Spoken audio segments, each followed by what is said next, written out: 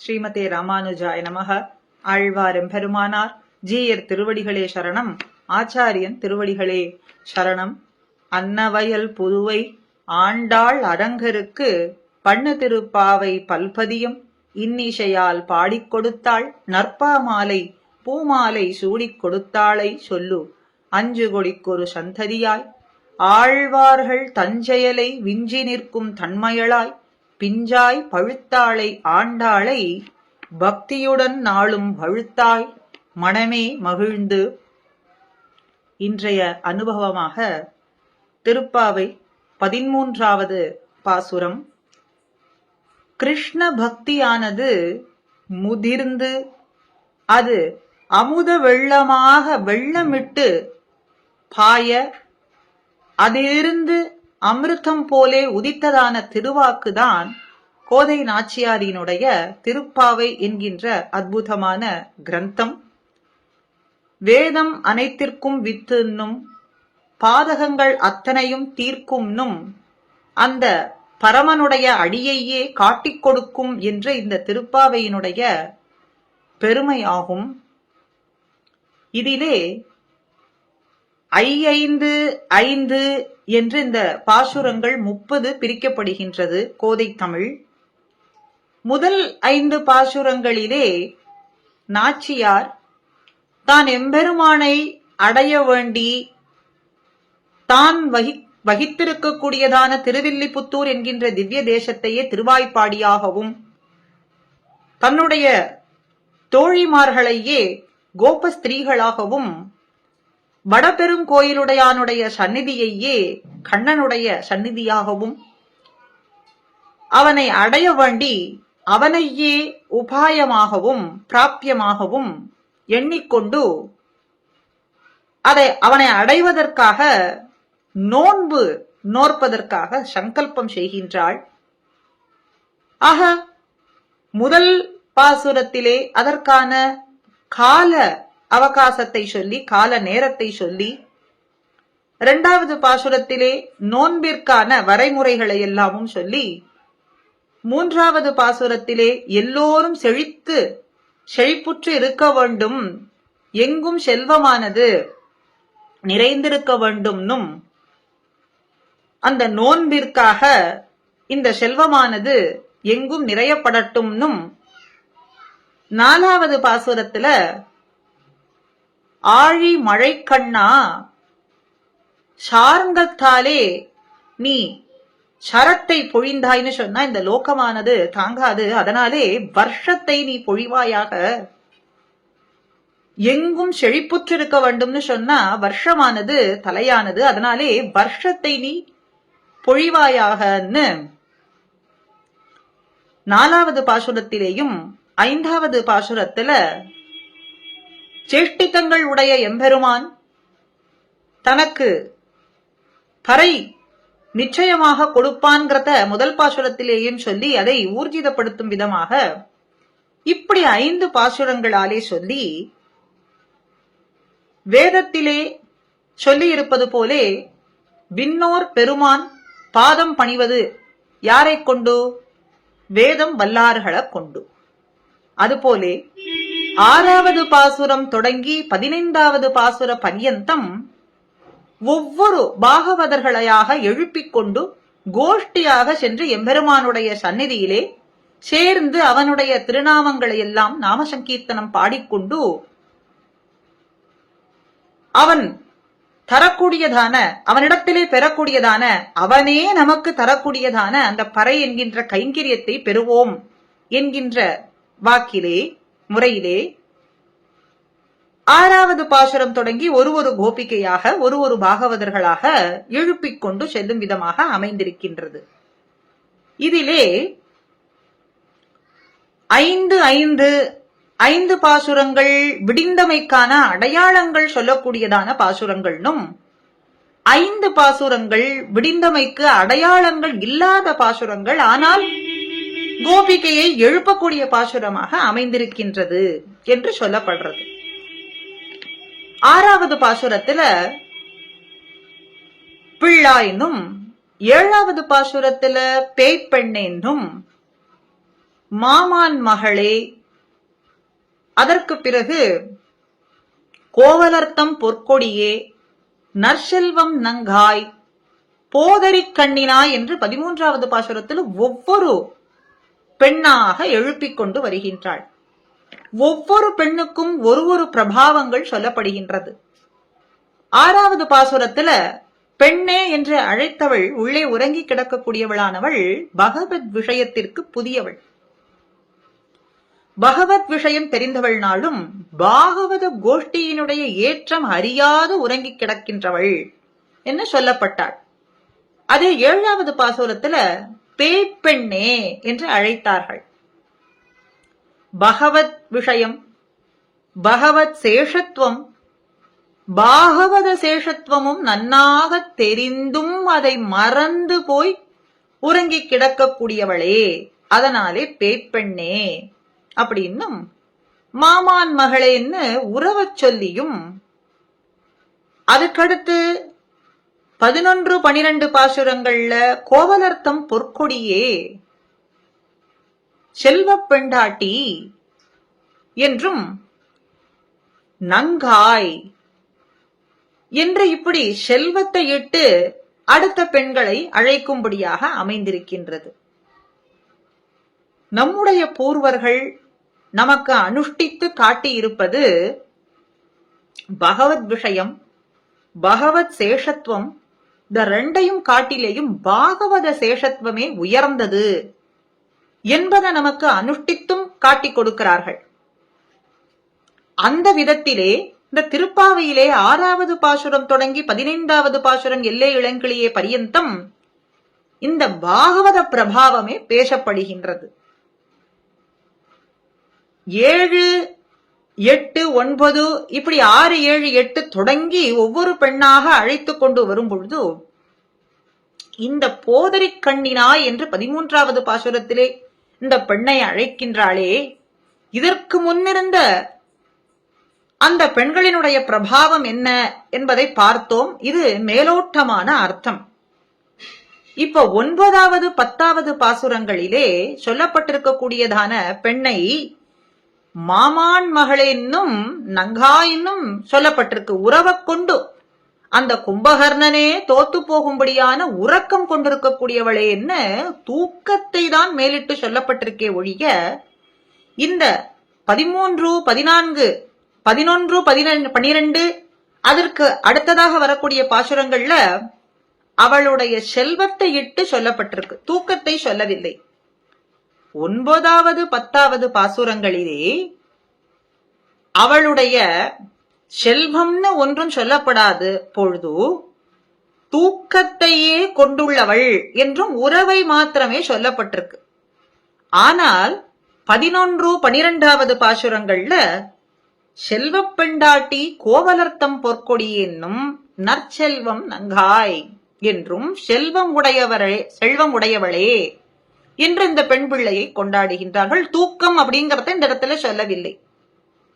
எப்படிப்பட்ட செல்வத்தை உடையவர்கள், அதனாலே செல்வ பெண்டாட்டின்னும் நற்செல்வம் நங்காயினும் சொல்லியிருக்கிறார்களேன்னா, ஆண்டாள் நாச்சியார் முதல் பாசுரத்திலேயே செல்வச் சிறுமீர்கள், ஆயர் சிறுமியர்கள் அத்தனை பேரும் செல்வம் உடையவர்களே என்று முதல் பாசுரத்திலே எடுத்த எடுப்பிலேயே சொன்னாள்.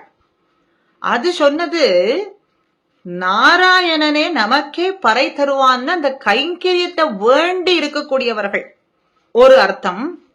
2வது கிருஷ்ண அவதார காலத்திலேயே இருந்தவர்கள், அவதரித்தவர்கள்.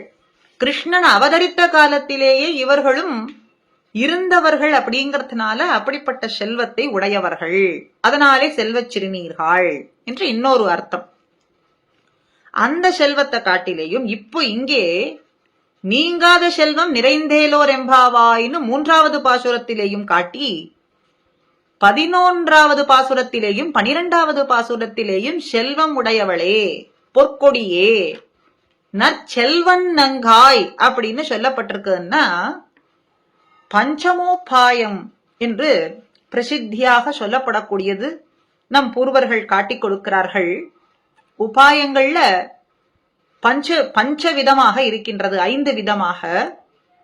கர்மயோகம், பக்தி யோகம், ஞான யோகம், சரணாகதி அதாவது பிரபத்தின்னும், ஐந்தாவது ஆச்சாரிய அபிமானம் என்று இந்த ஐந்தத்தான் பஞ்சமோபாயம்னு சொல்றோம்.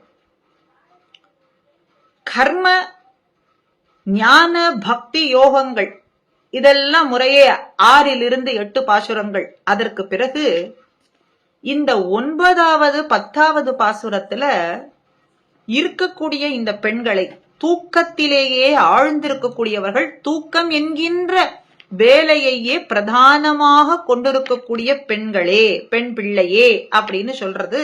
இவர்கள் பிரபத்தி நிஷ்டர்கள், சரணாகதியை உபாயமாக கொண்டவர்கள். பிரபத்தி நிஷ்டர்கள் அப்படிங்கறதுனாலே இவர்களை, பிரபத்தி நிஷ்டர்கள் சரணாகதி செய்யக்கூடியவர்கள் அப்படின்னா பகவானே உபாயம்னு இருக்கக்கூடியவர்கள், வியாபாரம் இல்லாதவர்கள். பகவானே உபாயம்னா அவனே நம்மை கை கொள்ளுவது அப்படின்னும், அதுல ஸ்வகத ஸ்வீகாரம்னும் பரகத ஸ்வீகாரம்னு 2 வகைப்படுகின்றது. அதை பார்ப்போம். பகவானே உபாயம் பிராப்யம் அப்படின்னு இருக்கக்கூடியவர்களுக்கு தங்களுடைய காரியம் வியாபாரம்னு ஒன்றுமே இருக்காது. அதனாலதான் இந்த இடத்துல அவர்களுக்கு ஒரு காரியமும் இல்லைங்கிறதுனால தூக்கத்தையே பிரதானமாக காரியமாக கொண்டிருக்கிறார்கள். அப்படிங்கறதுனால கும்பகர்ணனும் உனக்கு தோத்து போவான். அப்படிப்பட்ட தூக்கத்தை கொண்டுள்ளவளே, மாமான் மகளே, மாமீர், நீர் அவளை சொல்லி எழுப்பக்கூடாதான்ற என்கின்ற படியிலே இப்படி சொல்கின்றார்களாக. இந்த 9, 10 பாசுரத்திலே சொல்லப்பட்ட அதிகாரிகள் சரணாகத நிஷ்டர்கள், பிரபத்தி நிஷ்டர்கள், எம்பெருமானையே உபாயமாக கொண்டுள்ளவர்கள். ஆனால் இந்த 11, 12வது பாசுரத்திலே சொல்லப்பட்டதான பெண் பிள்ளைகள் செல்வமுடையவர்கள்னு பார்த்தோம். என்ன செல்வம்? ஆச்சாரிய அபிமானம் என்கின்ற செல்வத்தை உடையவர்கள். பஞ்சமோபாயம்னும் சரமமான உபாயம்னும் எளியதான உபாயம்னும் சொல்லும்படியான ஆச்சாரியனை பற்றுவது, ஆச்சாரிய அபிமானத்துல ஒதுங்குவது என்று சொல்லும்படியான அந்த ஆச்சாரிய அபிமானத்தையே உபாயமாக கொண்டவர்கள். அப்படிங்கறதுனாலே அப்படிப்பட்ட செல்வத்தை பெற்றவர்கள். ஒவ்வொரு நிலையாக இப்ப இந்த 13வது பாசுரத்துல அனுபவிக்கக்கூடிய அந்த நிலைக்கு 6வது பாசுரத்திலிருந்து தொடங்கி 12வது பாசுரம் வரைக்கும் ஒரு படி போலே ஒவ்வொரு நிலையாக கடந்து வரக்கூடியதான நிலையை பெற்ற பெண் பிள்ளைகள் அப்படின்னு நாம் வைத்துக் கொள்ளலாம். இப்ப உதாரணத்துக்கு ஒவ்வொரு திவ்ய தேசத்துல ஒவ்வொரு எம்பெருமான் எழுந்தருளி இருக்கின்றான். எம்பெருமானுடைய ஒவ்வொரு குணமானது பிரகாசிக்கின்றது. திருக்குறுங்குடியிலே எம்பெருமானுடைய லாவண்யம், பரத்வம் ஒரு திவ்ய தேசத்திலேயும், இப்படி ஒவ்வொரு திவ்ய தேசத்திலே எழுந்தருளி இருக்கிறான் எம்பெருமான்னா, அப்போ அந்த எம்பெருமானுக்கு அந்த குணம் மாத்திரம்தான் உண்டா, மற்ற குணங்கள்லாம் இல்லையான்னா எல்லா குணமும் உண்டு. ஆனால் அந்த குணத்தை எம்பெருமான் அடியவருக்கு காட்ட அது மேலோங்கி பிரகாசித்திருக்கிறது என்று சொல்றது போல இங்க எல்லா பெண் பிள்ளைகளுமே பகவானே உபாயம், பகவானுடைய சந்நிதியிலே சென்று அடைவதுதான் நமக்கு பறை, அவனுடைய உகப்புக்காக அவனுடைய திருவடியிலே நாம் கைங்கரியம் செய்வதுதான் இந்த ஆத்மஸ்வரூபத்துக்கு ஏற்றதுங்கிற ஞானத்தை நன்னாக பெற்றவர்கள் என்ற பொழுதிலும் ஒவ்வொரு பெண் பிள்ளையினிடத்துல ஒவ்வொரு நிலையானது பிரகாசிக்கின்றது. அதத்தான் 6, 7, 8ல கர்ம ஞான பக்தியானது வெளிப்பட்ட பொழுதில் இந்த 9வது 10வது பாசுரத்துல சொல்லப்பட்டதான அந்த பாகவத கோபிகைகளுக்கு, ஸ்திரீகளுக்கு, தோழிகளுக்கு, நாச்சியாரினுடைய தோழிகளுக்கு சரணாகதி பிரபத்தி நிஷ்டையிலே ஊன்றினவர்களாக இருக்கின்றார்கள். ஆக கர்ம ஞான பக்தியானது முதிர்ந்து ஒவ்வொன்றாக முதிர்ந்து சரணாகதிக்கு உந்தி செல்ல பிரபத்தை நிஷ்டையிலே ஊன்றினவர்கள் பிரபன்னர்கள் அடுத்து என்ன செய்வார்கள்? ஆச்சாரிய அபிமானத்துல சென்று ஒதுங்குவார்கள். அப்படி அந்த 9, 10 நிலையை விட்டு அடுத்தது 11, 12வது பாசுரத்துல சொல்லப்பட்டதான இந்த பெண் பிள்ளைகள் ஆச்சாரிய அபிமானத்திலே ஒதுங்கினவர்கள் ஆவார்கள். சரி, இந்த சரணாகத நிஷ்டர்கள் பகவானே உபாயம், பகவானே பிராப்யம் என்றிருந்தவர்களுக்கு ஸ்வ வியாபாரம் கிடையாது, அவர்கள் செய்ய வேண்டிய காரியம் இல்லை அப்படின்னு பார்த்தோம். இதுல 2 வகை உண்டு. ஸ்வகத ஸ்வீகாரம்னும் பரகத ஸ்வீகாரம் என்று 2 வகைப்படுகின்றது. ஸ்வீகாரம் அப்படின்னா என்னது? ஏற்றுக்கொள்றது, ஸ்வீகரிப்பது, ஸ்வீகரித்துக் கொள்ள வேண்டும் சுவாமி அப்படின்னு நாம் சொல்றோம். ஸ்வீகரிப்பது அப்படின்னா எடுத்துக்கொள்வது. அப்ப ஸ்வகத ஸ்வீகாரம் அப்படின்னா நாமே சென்று எம்பெருமானை பற்றி கொள்வது.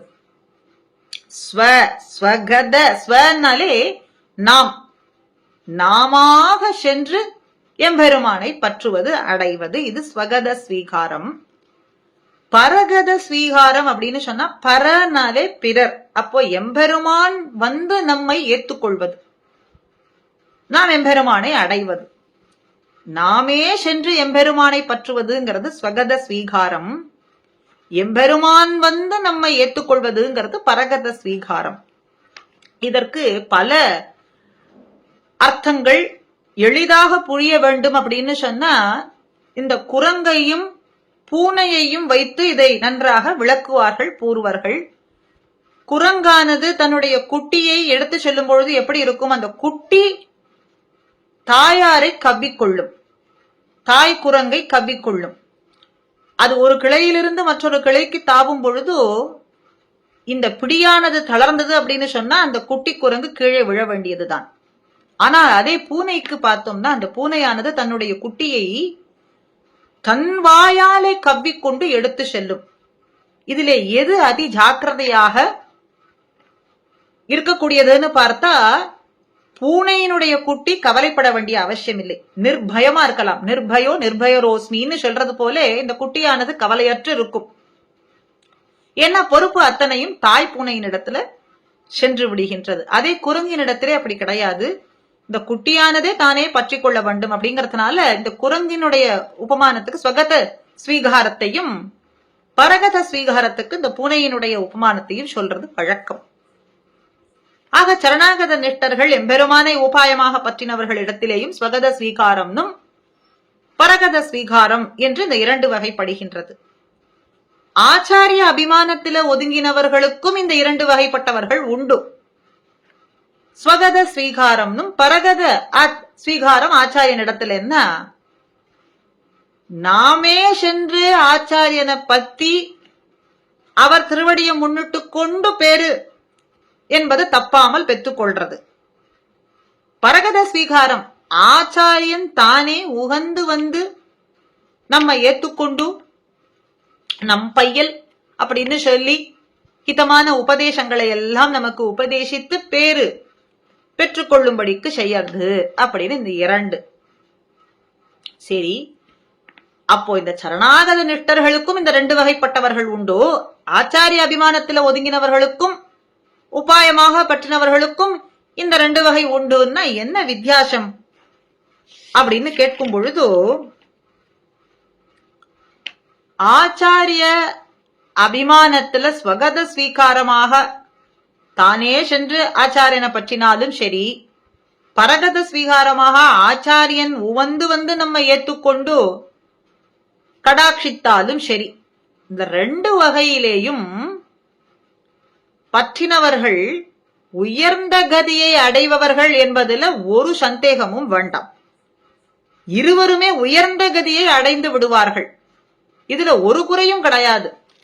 நாமே சென்று ஆச்சாரியனை பத்தினாலும் ஆச்சாரியனே நம்மை உகந்து ஏற்றுக்கொண்டாலும் இதிலே உயர்ந்த கதியை 2 வகை சாரார்களும் பெற்று விடுவார்கள். ஆனா அதே எம்பெருமானே உபாயம் பிராப்யம் அப்படின்னு அடைந்தவர்களுக்கு எம்பெருமானுடைய சுவாதந்திரியம் தலை தூக்கும் பொழுது அவன் நம்மை ஏற்றுக்கொண்டாலும் கொள்வான், விட்டாலும் விட்டு விடுவான். இதுதான் வித்தியாசம். சரணாகத நிஷ்டர்களுக்கும் ஆச்சாரிய அபிமானத்தையே உபாயமாக கொண்டவர்களுக்கும் எளிதான வித்தியாசம் என்று இந்த 2 சொல்லப்படுகின்றது.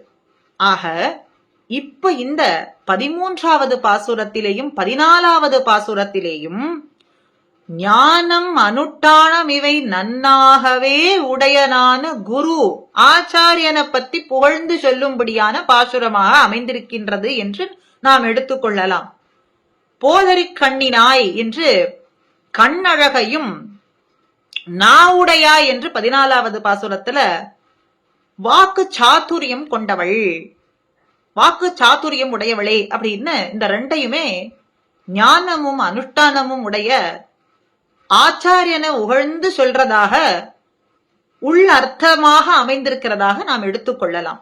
ஆக பகவான் அநேக அவதாரங்கள் எடுத்து இந்த ஆத்மா உய்வு பெற வேண்டும் என்று திருவுள்ளம் கொண்ட பொழுது அது பலிக்காது போக ஆச்சாரியர்கள் அவதாரம்.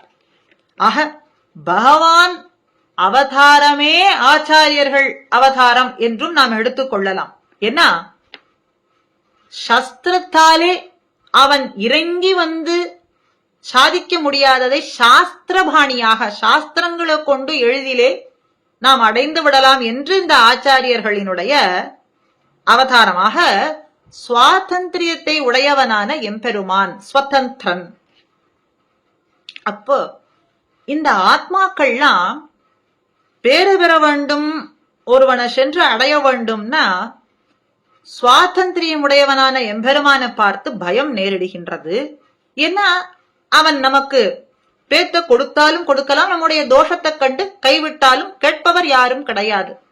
அந்த இடத்திலே பாரதந்திரியம் உடையவர்களை நாம் தேடுகின்றோம். சரி, பாரதந்திரம் உடையவர்கள் அநேகம் பேர் இருந்தாலும் அவர்களை சென்று அடைந்தால் அவர்களுக்கு மோட்சத்தை கொடுக்கக்கூடிய அதிகாரம் உண்டான்னா கிடையாது. அப்போ சுதந்திரனா இருக்கக்கூடிய எம்பெருமான் தன்னை ஏறிட்டு கொண்டு பாரதந்திரியன் என்கின்ற வேஷத்தை நமக்கு காட்டினால் நாம் சென்று அவனை அடையும்படியான ஒரு நிலைமை ஏற்படுகின்றது. அப்படிங்கும் பொழுது அந்த இடத்திலே இந்த ஆச்சாரியர்களினுடைய அவதாரம் என்பது அவசியமாகின்றது. பாரத்வாஜ சம்ஹிதையில அழகானதொரு ஸ்லோகத்தின் மூலமாக இந்த ஆச்சாரியனுடைய கீர்த்தி சொல்லப்படுகின்றது. கையிலே நாம் பருகுவதற்கு எளிதான நீர் அமைந்திருக்க எங்கோ ஆகாசத்துல இருக்கக்கூடிய நீர் வருமா வருமான்னு காத்து கொண்டிருப்பது போல இருக்காம். எப்படின்னா கையிலே இருக்கக்கூடிய புதையலான தனமான ஆச்சாரியன் நேரே நாம் சாட்சாத்கரித்திருக்கும்படியா இருக்க இந்த பூமியிலே படாத பாடுபட்டு தோண்டி ஒரு புதையலை கண்டெடுப்பவரை போல இருக்கின்றது. எப்படி அருகிலே நீர் இருப்பதற்கு ஏதுவா இருக்க நாம் பருகலாம் பழிக்கு அருகிலேயே இருக்க அதை விட்டு விட்டு எங்கோ இருக்கக்கூடிய நீரை பார்த்து கொண்டிருக்கோமே, அது போலன்னா இருக்கு. நாம் நேரிலே சென்று அடையலாம் படிக்கு எளிதிலே எழுந்தருளி இருக்கக்கூடியவர் ஆச்சாரியர், கிருப்பையையே சொரியக்கூடியவர், நம்முடைய புண்மையான நிலையை பார்த்தே நமக்கு அனுகிரகம் செய்வதற்கு எழுந்தருளி இருக்கக்கூடிய ஆச்சாரியர் மகானுபாவர் எழுந்தருளி இருக்க அந்த தனத்தை விட்டு விட்டு அப்படிப்பட்டதான மகா தனத்தை விட்டு விட்டு புதையலை தேடிக்கொண்டு செல்றது போலே இருக்காம். சுலபம் சுகுரும் தியக்த்வா துர்லபம் ய உபாசத்தே லப்த்வம் தியக்த்வா தனம் மூடா குப்தமன்வேஷ்டி இக்ஷிதௌ அப்படின்னு அருமையானதொரு ஸ்லோகம்.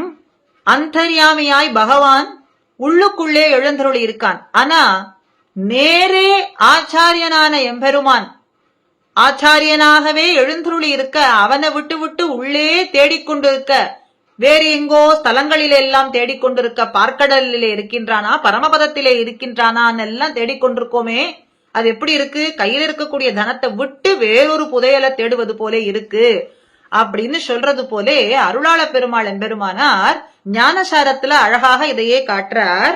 தன் கைப்பொருள் விட்டாரேனும் காசினியில் தான் புதைத்த அப்பொருள் தேடித் திரிவான் அப்படின்னு. கைப்பொருள் இருக்கு, அத விட்டு விட்டு காசியில போய் தான் தொலைத்ததான அந்த பொருளை தேடுவதுங்கிறது சாத்தியமா? எங்கோ தொலைந்து போன பொருளை போய் தேடி அதை அடைவதுங்கிறது எவ்வளவு துர்லபமோ அது போலேத்தான் அருகிலே இருக்கக்கூடிய நமக்கே கருணை செய்வதற்கான ஆச்சாரியன் எழுந்தருளி இருக்க அவரை விட்டு விட்டு எங்கோ தேடி திரிவது என்று சொல்றது போல இப்படி ஆச்சாரியனுடைய அபிமானத்திலே ஒதுங்கினவர்கள் அதையே உபாயமும் பிராபியமாகவும் கொண்டுள்ள இந்த பெண் பிள்ளைகளை, செல்வம் கொண்டுள்ளவர்களை எழுப்புவதாக அமைந்திருக்கின்றது இந்த 13, 14வது பாசுரங்கள். புள்ளின் வாய் கீண்டானை புல்லா அரக்கனை கிள்ளிக் களைந்தானை கீர்த்திமை பாடிப்போய் பிள்ளைகள் எல்லாரும் பாவை களம்புக்கார் வெள்ளி எழுந்து வியாழன் உறங்கித்து புள்ளும் சிலம்பினகான் போதரிக் கண்ணினாய் குள்ள குளிரக் குடைந்து நீராடாதே பள்ளி கிடத்தியோ பாவாய் நீ நன்னாளாள் கள்ளம் தவிர்ந்து கலந்து ஏலோர் எம்பாவாய் என்கின்ற பாசுரம் பதவுரையை அனுபவிப்போம். புள்ளின் வாய் கீண்டான். பகாசுரன் பறவை உருக்கொண்டு வந்தவன், அவனுடைய வாயை கிழித்தவனும் பொல்லா அரக்கனை கிள்ளிக் களைந்தான்.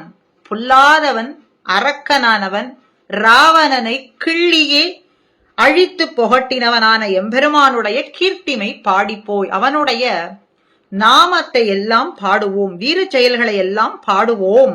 பிள்ளைகள் எல்லாரும், எல்லா பிள்ளைகளுமே, பெண் பிள்ளைகளும் பாவைக்களம் புகுந்து விட்டனர். கிருஷ்ணனும் நாங்களும் சேர்ந்து அனுபவிப்பதற்காக இருக்கக்கூடிய நோன்பு நோர்க்கைக்காக இருக்க வேண்டியதான இடத்துக்கு சென்று விட்டோம். வெள்ளி எழுந்தது, வியாழனும் உறங்கிற்று. சுக்கிரனானவன் மேலே எழுந்தார், குரு பகவானும் அஸ்தமித்தார். மேலும் புள்ளும் சிலம்பினது, பார் பறவைகள் எல்லாம் சிதறி சென்றது. எதற்காக? இறை தேடுவதற்காக தங்களுடைய கூட்டை விட்டு சென்று விட்டது. போது அரி கண்ணினாய், பூவையும் மானை போன்ற கண்ணழகு உடையவளே, மானையும் ஒத்துள்ள கண்ணை உடையவளே, பாவாய் ஸ்திரீயானவளே, இயற்கையாகவே ஸ்திரீத்துவத்தை உடையவளே, பெண் பிள்ளையே, நீ நல் நாள், கிருஷ்ணனும் நாமும் சேர்ந்து அனுபவிக்கக்கூடிய நாள் வந்துவிட்டது.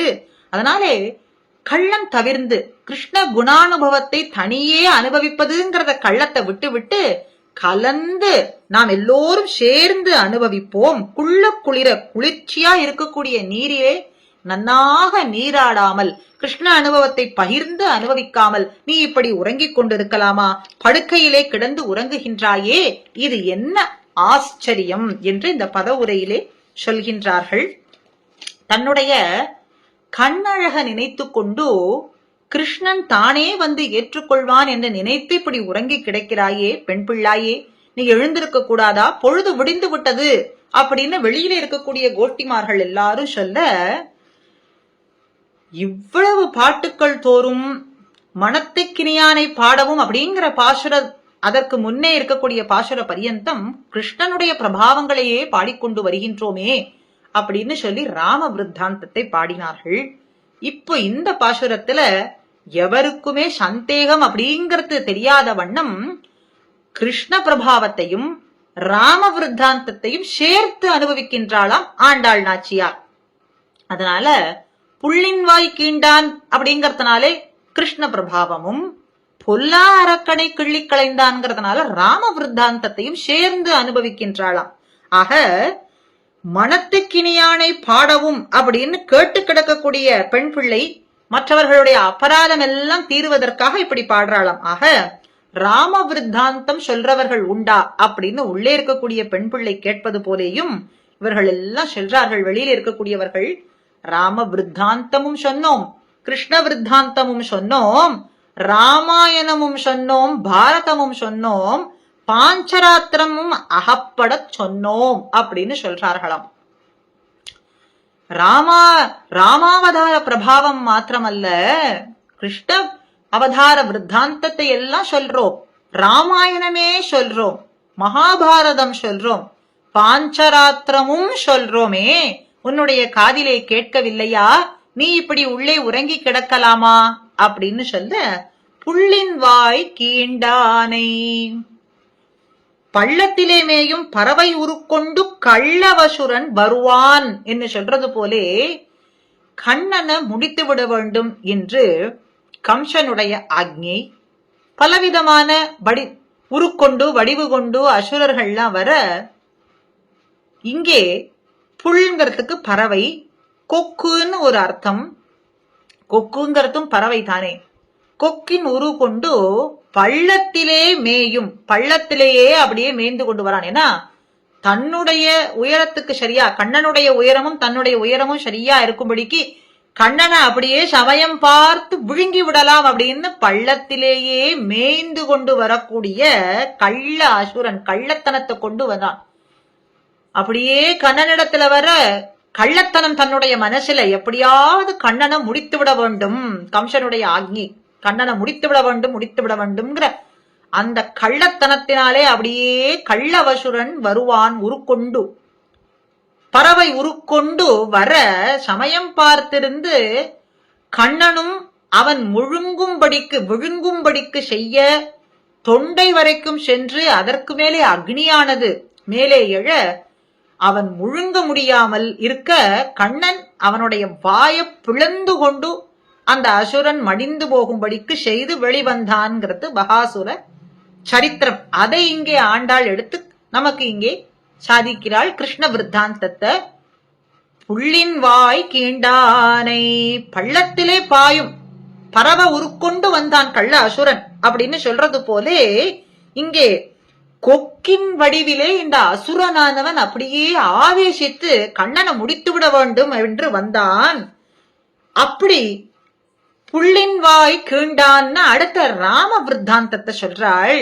ராவணனை முடித்தான், எப்படி கிள்ளி கிளைந்தான், சடக்குன்னு அப்படி கிள்ளி புல்ல பிடுங்குவது போல அப்படி சடக்குன்னு இங்கே நசித்தான் ராவண பதத்தை சொல்றது. அப்ப இந்த இடத்திலே ஜெகத்பதியான எம்பெருமான் தான் செய்யக்கூடிய விரோதி நிரசனத்துக்கும் எதிர்த்தட்டில் இருக்கக்கூடியவர்களை, அடியார்களை, ஆசிரியர்களை ரட்சிக்கிறதுக்கு அவன் வேண்டுவது எது?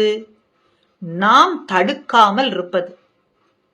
அவன் உள்ளே நம் ஹிருதயத்திலே எழுந்தருளி இருப்பதற்கோ அல்லது நமக்கு அருள் பாலிப்பதற்கு, நம்முடைய விரோதிகளை முடிப்பதற்கு அவன் எதிர்பார்த்திருப்பது நம்முடைய அனுமதியோ, நாம் அவனை எதிர்பார்த்திருக்க வேண்டும் என்ற நினைவோ அல்ல. வேறு என்ன? அவன் அந்த காரியங்களை செய்யும் பொழுது நாம் தடுக்காமல் இருக்கக்கூடியதே அவன் எதிர்பார்க்கக்கூடியது.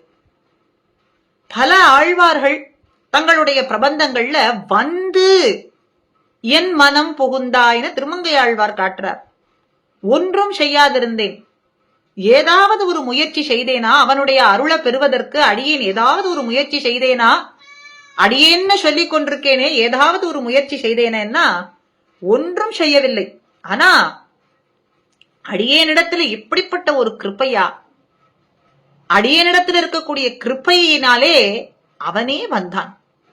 பரமபதம் தொட்டு பார்க்கடல் எல்லாம் விட்டு விட்டு அரவிந்த பாவையோடும் மற்றும் அவனுடைய நித்தியசூரிகள் அத்தனை பேரினோடும் திவ்ய தேசங்களிலெல்லாம் வந்தானா, அது எல்லாமும் விடுத்து என் ஹிருதயத்திலே வந்து புகுந்தான் என்று சொல்றது படிக்கு அவன் வருவதை அடியேன் தடுக்காமல் இருந்ததையே பற்றாசாக கொண்டு வந்து எழுந்தருளினான். இனிமேல் பேரேன், நெஞ்சு நிறைய புகுந்தான், இனிமேல் பேரேன், இந்த நெஞ்ச விட்டு இனிமேல் செல்வதற்கு இல்லைன்னு நித்தியவாசம் செய்யும்படியாக எழுந்தருளி இருக்கிறான். அப்படி எம்பெருமான் எதிர்பார்ப்பது நம்முடைய அனுமதியையோ நாம் அவனிடத்தில் ஈடுபாடு கொண்டிருப்பதையோ அவன் எதிர்பார்க்கவில்லை. தடுக்காமையே பற்றாசாக கொண்டு எழுந்தருளி இருக்கிறான் என்று சொல்றது போலே விரோதியை போக்க தன்னை கொடுக்க அவன் தயாராக இருக்கின்றான். ஜெகத்பதியான எம்பெருமான் அவன் அருளை விலக்காமையும் இழப்பும் அதையே அவன் வேண்டுவது. அதுதான் கோதில் அடியார் குணம். கோதில் அடியாருடைய குணமே விலக்காமையும் இழப்பும். அவன் அருளை விலக்காமல் இருக்கிறதையும் இறப்பையுமே அவன் எதிர்பார்க்கின்றான். அவன் தன்னை கொடுக்கிறதுக்கு தயாராக காத்து கொண்டு இருக்க இவனுடைய அனுமதியும் அவனுடைய ரட்சகத்துவமும் ஸ்வரூபத்திலே புகுமத்தனை. ஆக நாம் அதை தடுக்காமல் விலக்காமல் இருக்கிறதே நம்முடைய ஸ்வரூபத்திலே புகும் அப்படின்னு சொல்றது. ஆக தன்னுடைய அஜ்ஞான சக்திகளையும், நம்முடைய அஜ்ஞான சக்திகளாக இருக்கட்டும், அவனுடைய ஞான சக்திகளையா இருக்கட்டும், எல்லாம் நாம் கொண்டிருப்பது என்னதுன்னு கேட்டா அவனே உபாயம் என்கின்ற எண்ணம் மாத்திரமே. அஜ்ஞானமா இருக்கட்டும், அவன் ஞான சக்திகளுக்கெல்லாம் உறைவிடவனா இருக்கட்டும், நாம் எந்த முயற்சியும் செய்யாத பொழுதும் நாம் கொண்டிருக்க வேண்டிய எண்ணம் என்ன? அவனே உபாயம், அவனே பிராபியம் என்றும் அவன் அருளை சொருகின்ற சமயத்துல அதை தடுக்காமல் இருக்கிறது அப்படின்னு சொல்றது போல இங்கே ராவணனை ஒழிப்பதற்கு அவன் ராமாவதாரம் எடுத்து வந்தான். ஆக பொல்லா அரக்கனை முடித்தான். பொல்லாதவன். இப்படி ராம விருத்தாந்தங்களையும் கிருஷ்ண விருத்தாந்தத்தையும் ஒரு முறை சொன்னது போல பல முறை சொல்லிக் கொண்டு நின்றார்கள் அப்படின்னு மறுபடியும் மறுபடியும் கிருஷ்ண விருத்தாந்தத்தை சேர்த்து சேர்த்து சொல்றார்கள். புள்ளின் வாய் கீண்டான், பொல்லா அரக்கனை கிள்ளிக்களைந்தான் கிள்ளிக்களைந்தான் அப்படின்னு சொல்லிக்கொண்டே இருக்கின்றார்கள். சரி, தாங்கள் எங்கே சென்று எதில ஈடுபாடு கொண்டிருக்கிறார்கள் அப்படின்னு பார்த்தா கிருஷ்ண விருத்தாந்தத்துல. அப்போ மறுபடியும் எதுக்கு ராம விருத்தாந்தத்தையே சொல்லிக் கொண்டிருக்கிறார்கள் அப்படிங்கிற கேள்வி வந்தால், பொல்லா அரக்கன் இப்படி செய்தானேன்னு மாய்ந்து போய் சொல்றார்களாம். பொல்லாதவன், அந்த பொல்லாத அரக்கன் அப்படிங்கிறதுக்கு 3 வகையான அர்த்தத்தை சொல்றார்கள். உயிரையும் உடலையும் பிரித்தது போல, உயிருக்கு உடல் ரெண்டையும் பிரித்தது போலன்னா பிராட்டியும் எம்பெருமானையும் பிரித்து விட்டான். முன்பொலாய் ராவணன் தன் முதுமதில் இலங்கை வேவித்து திருமங்கையாழ்வார் சொல்றார். அவனுடைய பொல்லாத தன்மைக்கு ஒரு பாசுரம் இதுதான் அப்படின்னு அளவிட்டு சொல்ல முடியாது. அப்படிப்பட்ட ஒரு பொல்லாத அரக்கன், அசுரன் அரக்கன் அப்படிங்கிறதுக்கும் 2 வேறுபாடு உண்டு. அசுரன் அப்படின்னு சொன்னா ரஜோகுணம், அரக்கன்னா தமோ குணம். தமோ குணத்திலே அதிலேயும் இவன் இருக்கக்கூடிய இந்த தன்மைக்கு அளவிட்டு சொல்ல முடியாது. அத்தனை அரக்கர் அசுரர்களை காட்டிலேயும் விஞ்சிய தன்மை பெற்றவன். ராவணனிலே தன்னியார் இல்லைன்னு சொல்லும்படிக்கு இவனை விட ஒரு நீச்சனா, இவனை காட்டிலேயும் ஒரு நீச்சன்னு சொல்ல முடியாத அளவுக்கு அப்படிப்பட்ட ஒரு செயலை செய்தான். அப்படின்னா உயிரையும் உடம்பையும் பிரித்தது போலன்னா பிராட்டியையும் எம்பெருமானையும் பிரித்தான். அவன் தன்மைக்கு பாசுரமே சொல்ல முடியாது.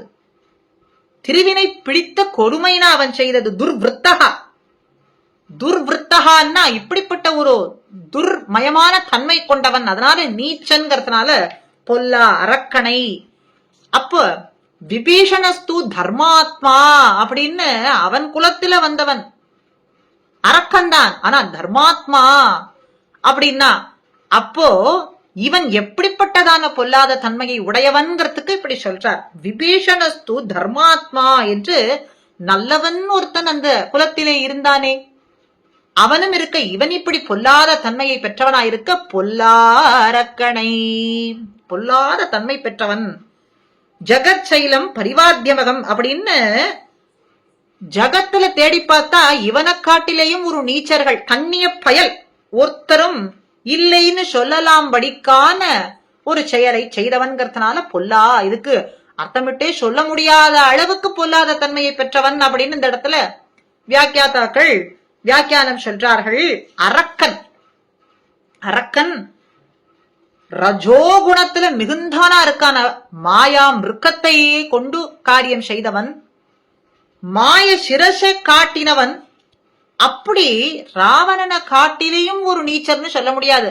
அவன் கொண்டுள்ள தன்மையை இட்டும் சொல்ல முடியாது. அவன் செய்த செயல்களை இட்டும் அவனை காட்டிலையும் ஒரு தன்னியதர்கள் உண்டுன்னு சொல்ல முடியாது அப்படின்னு சொல்றது போலே பொல்லா அரக்கனை கிள்ளிக்களைந்தான்.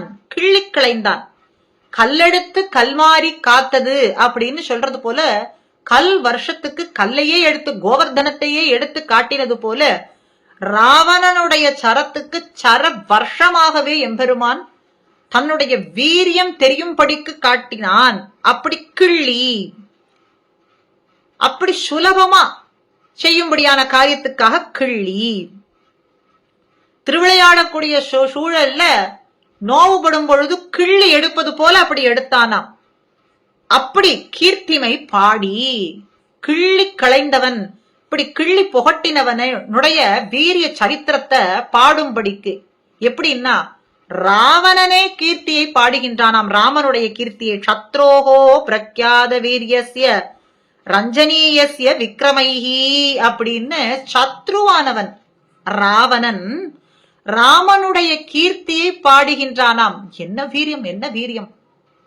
அவன் இன்னும் போய் நாளை வான்னு ராமன் சொல்ல, மறுபடியும் அரண்மனைக்கு வர இப்படி சோர்ந்து போயிருக்கிறத கண்டு கேட்டார்களாம் அங்க இருக்கக்கூடியவர்கள். என்ன நேரிட்டதுன்னா, என்ன வீரம்! இப்படிப்பட்ட ஒரு வீரியவானை நான் இதுவரை கண்டதே இல்லை. சர வருஷமாக அது அந்த அம்புகளானது எங்கிருந்து வருகின்றது, எதை குறிவைத்து வருகின்றதுன்னு சொல்ல முடியவில்லை. அவனுடைய வீரியத்துக்கு நான் தோத்து போனேன் அப்படின்னு சொன்னான். அப்படி சத்ரோகோ பிரக்யாத வீரியஸ்ய ரஞ்சனீயஸ்ய, அதுக்கு நான் மதிமயங்கினேன் அவனுடைய வீரியத்துக்குன்னு. சத்ருவானவன் ராவணன் ராமனுடைய வீரியத்தை கீர்த்தியை பாடுகின்றானே. அப்படின்னா இந்த இடத்துல ராவணன் ராமனுடைய வீரிய கீர்த்தியை பாடுகின்றான். அதே சூர்பனகை ராமனுடைய அழகிலே மயங்கி தருணவ் ரூப சம்பன்னவ் சுகுமாரவ்னு அங்க எழுந்தருள் இருக்கக்கூடிய லக்ஷ்மணனையும் ராமனுடைய கீர்த்தியை புகழ்கின்றாளாம். மூக்கருவட்டு ஜனஸ்தானத்திலே மறுபடி வந்து ராவணனிடத்துல சொல்லும் பொழுதோ அவர்களை குறைதானே சொல்ல வேண்டும். ஆனா எப்படி சொல்றாளாம்னா, தருணவ் அவர்களுடைய ரூபத்தை பார்த்தா சுகுமாரமா இருக்கின்றார்கள், சக்கரவர்த்தி திருமகன் போல இருக்கின்றார்கள், கண்ணானது இமைத்து கொள்ளாதபடிக்கு பார்க்கலாம் படியான ரூப லாவண்யம் உடையவர்களாக இருக்கின்றார்கள், வீரியவானாக இருக்கின்றார்கள்னு அப்படி புகழ்ந்து சொல்றாளாம். அப்படி தருணவ் ரூப சம்பன்னவ்னு சூர்பனகை அவர்களுடைய லாவண்யத்துல அழகிலே மயங்கி கீர்த்தியை பாடுகின்றாளாம். சரி, விபீஷணஸ்ய தர்மாத்மான்னு சொன்னாரே, இந்த அரக்க குலத்திலேயும் ஒரு தர்மவானான விபீஷணன் இருக்கான்னா, அவன் ராமனுடைய சீலத்துக்கு தோத்து போய் அவனுடைய சீல குணத்தை கீர்த்தியை பாடுகின்றானாம் அப்படின்னு சொல்றது போல, ராவணன் பெருமாள் வீரத்துக்கு இலக்கானான், சூர்பனகை ராமனுடைய அழகிலே இலக்கானாள், கலங்கினாள். தம்பி விபீஷணனானவன் சீலத்துக்கு இலக்கானான். அப்படி சத்ருவானவர்களும் மற்றவர்களும் இப்படி எம்பெருமானுடைய கீர்த்தியை பாடுகின்ற பொழுது, நீ இப்படி எழுந்து வந்து எங்களோடு கோஷ்டியிலே சேர்ந்து பாடாமல் இருக்கலாமா? துர்பலையானவளாக இருக்கலாமா? பாட்டே தாரகமாக இருக்கின்றார்கள். இந்த எம்பெருமானுடைய நாமம் இவர்களுக்கு எப்படி இருக்கு அப்படின்னு கேட்டா, அதுதான் தாரகமா இருக்கு. உண்ணும் சோறு பருகு நீர் தின்னும் வித்திலே எல்லாம் கண்ணன்னு சொல்றது போல இவனுடைய நாம சங்கீர்த்தனம் தான் அவர்களுக்கு தாரகமாக இருக்கின்றது. பாதேயம் புண்டரீகாட்ச நாம சங்கீர்த்தனாமிருத்தம், சாட்சாத் பாதேயம் திருநாம சங்கீர்த்தனம். தனதாள் பாடி எப்படி இருக்குன்னா, பாதேயம்னா வழிச்சோறு, வழிநடைக்கு நடந்து போகும்போது சோறு எது, வழிநடையா போகும்போது அவர்களுக்கு சோறு எதுவா இருக்கு, பசிச்சுது அப்படின்னா திருநாம சங்கீர்த்தனம், நாம சங்கீர்த்தனமே அவர்களுக்கு சோறாக இருக்காம். புண்டரீகாட்ச நாம சங்கீர்த்தனம், அழகிய கண்களை உடையவனான அவனுடைய நாமத்தை கீர்த்திகளை பாடுவதே இவர்களுக்கு வழிச்சோறாக பாதேயமாக இருக்கின்றது. அப்படி பிள்ளைகள் எல்லாரும், எல்லா பிள்ளைகளும் நாங்கள் எழுந்தருளி இருக்க நீ இப்படி இன்னும் உறங்கிக் கொண்டிருக்கலாமா? நாம் சென்று எழுப்பிக் கொண்டு போக வேண்டும்படியான பாலைகள் சிறுமியர்கள் கூட எழுந்து சென்று விட்டார்கள். ஆனால் நீ இன்னும் தூங்கிக் கொண்டிருக்கலாமா, உறங்கலாமா அப்படின்னா எல்லாரும் உணர்ந்து புறப்பட்டு விட்டார்கள். கிருஷ்ணனோடு சேர்ந்து அனுபவிக்கும்படியான குறிப்பிட்ட இடத்துக்கு, நோன்பு நோக்க வேண்டிய இடத்துக்கு சென்று விட்டார்கள். எழுப்பவே வேண்டும்படியான பெண்கள் கூட உணர்ந்து சென்று விட்டார்கள். ஆனால் நீ இன்னும் உறங்கலாமா? பாவைக்களம் புகுந்தார்கள். பாவைக்களம்னா மழைய வேண்டி இந்திராணியின் இடத்திலேயும் கண்ணனோடு சேர்ந்து நாங்கள் எப்பொழுதும் இருக்க வேண்டும் அப்படிங்கறதுனால ரதிய நோக்கியும் இவர்கள் செய்ய வேண்டிய நோன்புக்கு குறிப்பிட்டதான இடத்துக்கு நெற்களம், போர்க்களம் அப்படின்னு சொல்றது போல, நெற்களம்னா நெல்லை கொட்டி வைத்திருக்கக்கூடிய களம், அது போல இவர்கள்லாம் சென்று சேர்ந்தார்கள் நோன்புக்கு ஆயத்தமாக. அப்படிப்பட்ட பாவைகள் எல்லாரும் சேர்ந்திருக்கக்கூடிய இடத்திற்கு பாவைக்களம். ஆக பிள்ளைகள் எல்லாருமே குறிப்பிட்டவர்கள்னு இல்லாமல் எல்லா பிள்ளைகளும் சேர்ந்து பாவைக்களத்துக்கு புகுந்து விட்டோம் அப்படின்னு சொல்ல, உள்ளிருந்தவள் சொல்றாளாம், அவர்கள்லாம் பாலைகள், சின்ன பெண் பிள்ளைகள் பொழுது விடிந்ததுன்னு கூட அறியாதவர்கள், இன்னும் விடியவே இல்லையே, நீங்கள் சொன்னதனால சென்றிருப்பார்கள், பொழுது இன்னும் விடியவே இல்லை, நீங்கள் இப்படி என்னை எழுப்பலாமா அப்படின்னு சொல்ல, வெள்ளி எழுந்தது வியாழன் உறங்கிற்று. விடிந்ததற்கு நட்சத்திரங்கள்லாம் ஏதாவது உதித்ததான அடையாளங்கள்லாம் வேண்டாமான்னு கேட்க, வெள்ளி எழுந்தது, சுக்கிரனும் உதித்து விட்டான் அம்மா, ப்ரஹஸ்பதியான குருவும் அஸ்தமித்தார் அப்படின்னு சொல்ல, நீங்கள் அபினிவிஷ்டைகள், அதனால நட்சத்திர அதிர்ஷ்டத்தை கண்டு நட்சத்திரங்களை பார்த்தா உங்களுக்கு எப்பொழுதும் வெள்ளியாகவும் வியாழன் அஸ்தமித்தது போலேயும் தோன்றும். நீங்கள் கிருஷ்ண அபினிவிஷ்டையில இருக்கின்றீர்கள், அதனால எப்பொழுது பார்த்தாலும் உங்களுக்கு வெள்ளி முளைத்தது போலேயும் இங்கே ப்ரஹஸ்பதியானவர் அஸ்தமித்தது போலேயும் தோன்றும். இதெல்லாம் நாம் அடையாளமாக எடுத்துக்கொள்ள முடியாது. ஏன்னா நின்ன குன்னத்தினை நோக்கி நெடுமால் எண்ணுமவர்கள் என்றோ நீங்கள். எதிர்த்தாப்புல ஒரு மலை இருக்கு, எங்கு பார்த்தாலும் மலை இருக்கிறத பார்த்தா அதெல்லாம் நெடுமால் நெடுமால்னு சொல்லக்கூடியவர்கள்னா நீங்கள். அதனால நீங்கள் சொல்ற இப்போ வெள்ளி எழுந்தது வியாழம் உறங்கிற்றுங்கிறத அடையாளமாக எடுத்துக்கொள்ள முடியாது. வேறு ஏதாவது அடையாளம் இருந்தால் சொல்லுங்கோள் அப்படிங்கிறதுக்கு நாங்கள் இத்தனை பேர் திரண்டு வந்திருக்கோமே, இது ஒரு அடையாளம் இல்லையா அப்படின்னா,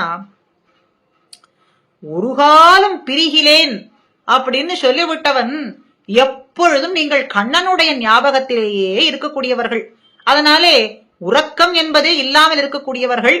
உறங்கினால் தானே உங்களுக்கு விடிந்தது அப்படின்னு எழுந்திருப்பதுங்கிறது ஒன்று உண்டு. அதனாலே நீங்கள் உணர்ந்து இது காலை பொழுதுன்னு வந்ததெல்லாம் ஒரு அடையாளமாக எடுத்துக்கொள்ள முடியாது. வேறு அடையாளங்கள் இருந்தால் சொல்லுங்கள்னு சொல்ல, புள்ளும் சிலம்பினகான், 6வது பாசுரத்திலேயும் புள்ளும் சிலம்பினது அப்படின்னு அடையாளம் சொன்னாள்.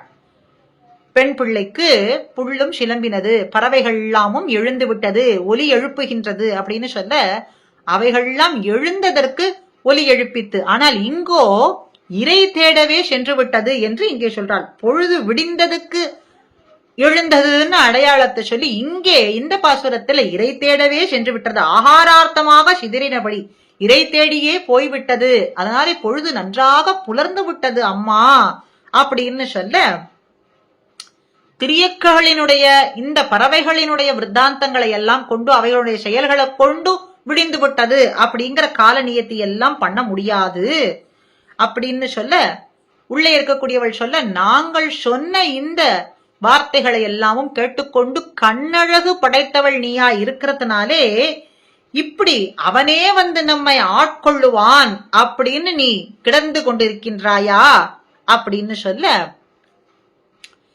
இந்த கண்ணழகை கொண்டு கண்ணனை வென்று விடலாம், கண்ணனானவன் நம்மை தேடி வரட்டும் அப்படின்னு கிடைக்கிறாயா? போதரி கண்ணினாய், போது அரி கண்ணினாய், கண்ணி போது அரி கண்ணி, பூவும் மானும் போன்ற கண்ணை உடையவள், கண்ணழகை உடையவள்னு ஒரு அர்த்தம். பூ போலே புஷ்பம் போலேயும் மான் போன்ற கண்ணையும் அழகையும் உடையவள் என்று ஒன்று.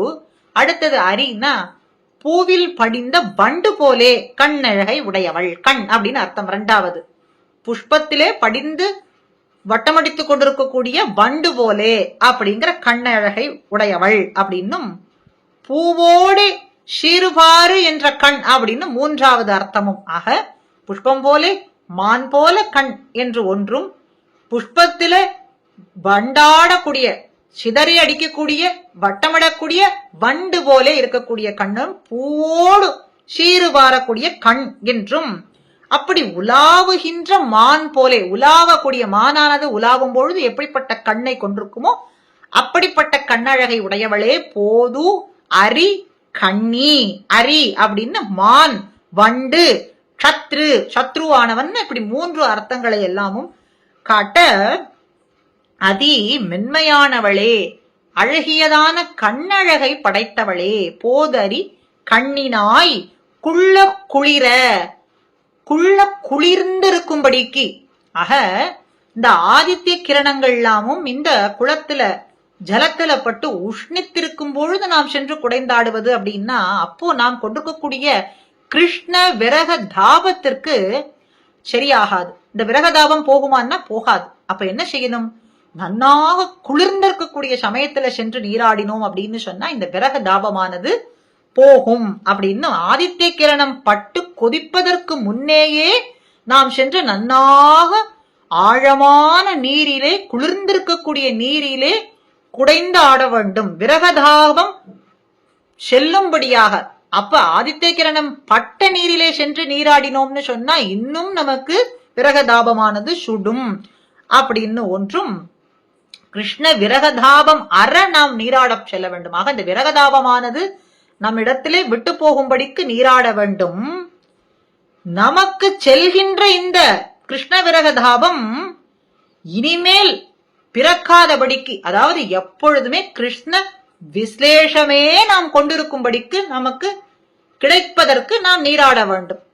குளிர நீராட வேண்டும், குடைந்து நீராட வேண்டும். ஆக கிருஷ்ண விரகதாபம் செல்வதற்கு நீராட வேண்டும். கிருஷ்ண விரகதாபம் இல்லாமல் எப்பொழுதுமே கிருஷ்ண சம்ஸ்லேஷமே விஸ்லேஷமே கிடையாது. எப்பொழுதும் கிருஷ்ணனோடு சேர்ந்தே இருப்பது அப்படிங்கிறதுக்காகவும் நாம் நீராட வேண்டும்.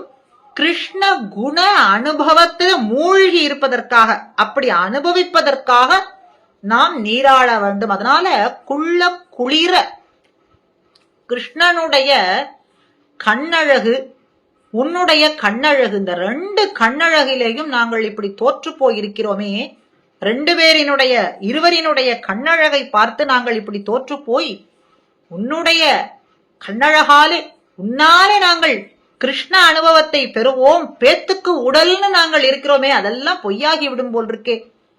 நீ இப்படி வந்து எங்களோடு சேர்ந்து திருநாம சங்கீர்த்தனம் பாடினால்தானே, குளிர குடைந்து நீர் ஆடினால்தானே பேத்துக்கு உடலாக இருக்கும்.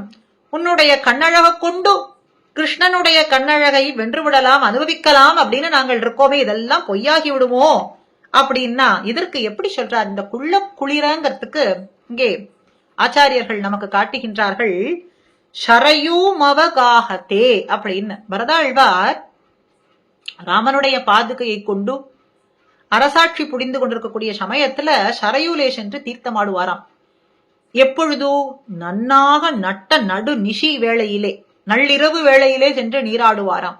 அதுவும் எப்படின்னா சரயு நதியிலே ஆழமான இடத்துக்கு சென்று நீராடுவாராம். எதுக்குன்னா ராம விரக தாபமானது தன்னிடத்துல தீர்ந்து போக வேண்டும். அந்த ராம விரக தாபமானது அப்படி அவரை வாட்டினதுங்கிறதுனால மேலாக நீராடினால் அப்படின்னா ஆதித்யனுடைய கிரணம் பட்டு உஷ்ணமானது இன்னும் ராம விரக தாபத்தை அதிகமாக்கும். அப்படிங்கறதுனால நட்ட நடுநிஷி வேளையில ஆழமான இடத்துக்கு சென்று குளிர்ந்த நீரிலே ராமவிரக தாபம் அத்து போகும்படிக்கு நீராடுவார்னு சொல்றது போலே, பெண் பிள்ளையே போதடி கண்ணினாய் கண்ணழகு படைத்தவளே, உன்னுடைய கண்ணழகாலே கிருஷ்ணனுடைய கண்ணழகையும் அனுபவித்து பேத்துக்கு கைங்கரியத்தை பெற்றுவிடலாம் என்கின்ற நம்பிக்கையில இருக்கக்கூடிய எங்களுக்கு நீ எழுந்து வந்து குடைந்து நீராடும் படிக்கு நீ செய்ய வேண்டும். இப்படி சொல்லியும் அவள் உறங்கிக் கொண்டிருக்கிறாளே. பள்ளி கிடத்தியோ, நாமும் அவனுமாய் இருக்க இப்படி ஜலக்கிரீட பண்ணி ஒருத்தருக்கு ஒருத்தர் விளையாடி கொண்டு ராசக்கிரீடையெல்லாம் பண்ணலாம்னு எண்ணிக்கொண்டிருக்க, இதெல்லாம் பொய்யாக்கும்படிக்கு நீ படுக்கையிலேயே இப்படி கிடக்கிறாயே அப்படின்னா, தவாங்கே சமுபாவிஷம், பார்த்த விடமெங்கும் ஒரு வயல்ல நெற்பயிர்களானது எங்குமே விளைந்திருக்கான். ஆனா அதை விட்டு இவர் தன்னுடைய பசிக்கு உணவு தேடுவதற்காக உஞ்சவிருத்தி பண்ணி கொண்டு செல்றது போல கண்ணனை அனுபவிப்பதற்கு நிலைமையெல்லாம் தயாராக இருக்கின்றது, அனுபவிப்பதற்கு நாங்களும் தயாராக இருக்கோம். ஆனா அதெல்லாம் விட்டு அவன் என்றோ படுத்திருந்தான் அப்படிங்கிற அந்த படுக்கையை போய் மோந்து பார்த்து கொண்டு இப்படி உறங்கி கிடக்கிறாயே. நெற்பயிர்கள் வயல்ல இருக்க, அதை விட்டு உஞ்சவிருத்தி பண்ணுவார போல இருக்கு உன்னுடைய காரியம். பள்ளி கிடத்தியோ பாவாய், கிருஷ்ணனுடைய கண்ணுக்கு இலக்காகும்படிக்கு நிருபாதிகமான ஸ்திரீத்துவத்தை உடையவள், கிருஷ்ணனுடைய கண்ணுக்கு இலக்காகும்படிக்கு இப்படிப்பட்ட சுபாவத்தை உடையவளான நீ இப்படி தனியே கிடக்கலாமா? இப்படி தனியாக இருப்பது உன்னுடைய ஸ்வரூபத்துக்கு ஏற்றமா? தனியாக கிருஷ்ணானுபவம் பண்ணுவது அப்படிங்கிறது ஸ்வரூபத்துக்கு ஏற்றமா? நன்னாளால் காலம் இப்போ பரிணாமியா கிடக்கின்றது. காலம் இப்போ கிருஷ்ணானுபவம் பண்ணுவதற்கு ஏற்ற காலமா இருக்கு. கூடியிருந்து அனுபவிக்கும்படியான காலம் இருக்க வயோசியாஹதி வர்த்ததே அப்படின்னு சோகிக்கும்படியா இருக்கு. நீ தனியா கிடந்து கிருஷ்ணானுபவம் பண்ணுவது பார்த்தா எங்களுக்கு சோகிக்க வேண்டியதா இருக்கு. நன்னாள் காலகிருத்த பரிணாமம் இல்லாத தேசத்தில் உள்ளவர்கள் எல்லாரும் இப்ப என்ன சொல்றார்கள், இந்த தேசத்துல உள்ளவர்கள் கூட உருகி கிருஷ்ணானுபவம் பண்ணுவதற்கு எங்களுக்கு உத்தரவு கொடுத்தது போலேன்னா இருக்கு இந்த காலம் கனிந்திருப்பது. அப்படி இருக்க இந்த காலத்தை விட்டு நாட்டார்கள் எல்லாம் உகந்து கொண்டாடும்படியா இருக்கு. அப்படிப்பட்ட இந்த நன்னாளிலே சற்று போது கழிந்தால் கூட கிருஷ்ணானுபவம் பண்ண முடியாமல் சென்று விடுமே. எத்தனை அரக்கர்கள் எத்தனை அசுரர்கள்லாம் வந்து இப்படி நலிவு பெறும்படிக்கு செய்வார்களோ, கிருஷ்ணன் இருக்கட்டும் நீங்கள் இருக்கட்டும் அப்படின்னு பிரித்து விடும்படியான செயல்களையும் செய்வார்களோ அப்படின்னும் பயமா இருக்கு. அதனால இந்த நன்னாள் இப்பொழுதே இந்த நன்னாளிலே நாட்டார்கள்லாம் ஒண்ணு சொல்லாத பொழுதே நாம் கிருஷ்ணானுபவம் பண்ண வேண்டாமா? நீ தனியாக கிடந்து அனுபவம் பண்ணி கொண்டிருக்கின்றாயே, உன் வாசல்ல நாங்கள் இப்படி நின்று கொண்டிருக்கின்றோமே, கிருஷ்ணன் முகத்திலே விழிக்கக்கூடிய நாளாக இப்ப அமைந்திருக்கிறதே, அதை விட்டு கள்ளம் தவிர்ந்து இந்த நன்னாளில உன்னுடைய கள்ளத்தை தவிர்ந்து விடு. என்ன கள்ளத்தனம்? தனியாக கிருஷ்ணானுபவம் பண்ணி கொண்டிருப்பது அப்படிங்கிற அந்த கள்ளத்தனத்தை தவிர்ந்து கூடியிருந்து நாம் சேர்ந்து அந்த கிருஷ்ணானுபவம் பண்ணுவோம். ஆக அவனோடு கடந்த உடம்பை அந்த உடம்பை உகப்போடு காண நாங்கள் தயாராக இருக்க நீ ஏன் மறைத்து கிடக்கிறாய்? உள்ளே உன்னை காட்டாமல் எதற்காக மறைத்து கிடக்கிறாய்னா இது எப்படி இருக்குன்னா, ஆத்மாபகாரணம் பண்ணினது போலே ஆத்மாபகாரத்தை தவிர்ந்து எங்களோட கலக்கப்பாராய்.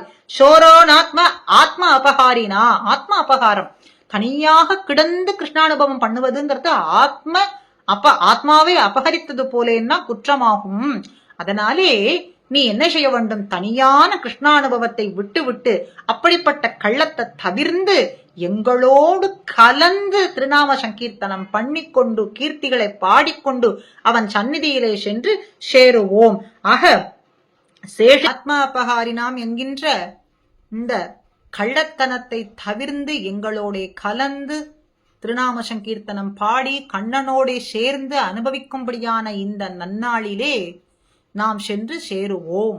நீ எழுந்திருந்து வாராய் என்று அழைக்கும் விதமாக இந்த 13வது பாசுரம் அமைந்திருக்கின்றது. இந்த சத்சங்கத்தை நாம் அத்துணை பேரும் கூடியிருந்து அனுபவிக்கும்படியான இந்த ஒரு நல்ல வாய்ப்பை இந்த எந்தை ராமானுஜ முனி கைங்கரிய சபா அடியேனுக்கு ஏற்படுத்தி கொடுக்க அடியேனுடைய கிருத்தஜதைகளை அத்துணை வைஷ்ணவ அடியார்களுக்கும் தெரிவித்துக் கொள்கின்றேன். ஸ்ரீமதே ராமானுஜாய நமஹா.